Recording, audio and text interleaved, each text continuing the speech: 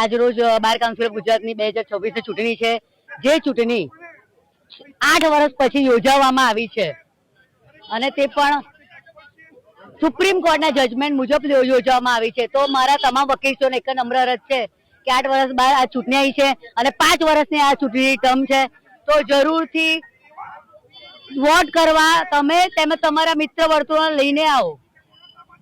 અને મારો ક્રમાંક નંબર 26 છે, તો 26 નંબરને પ્રેફરન્શિયલ વોટ 1 આપીને જીતાડજો। આજે બાર કાઉન્સિલ ઓફ ગુજરાતનું ઇલેક્શન છે અને લગભગ 170 જેટલા ઉમેદવારો ઉમેદવારી કરી છે જુનિયર સિનિયર સાથે।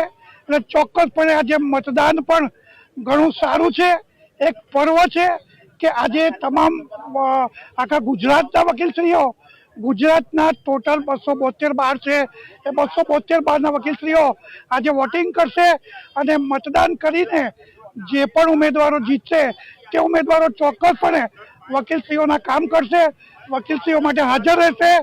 તેથી આજનું પર્વ અમારા માટે એક ઐતિહાસિક છે। બાર કાઉન્સિલ ઓફ ગુજરાતની નવી બોડી આ ચૂંટાઈને બનવા જઈ રહી છે, તેથી ચોક્કસપણે આજની અમે ઇલેક્શન એ ઉજવણી રૂપે માનીએ છીએ।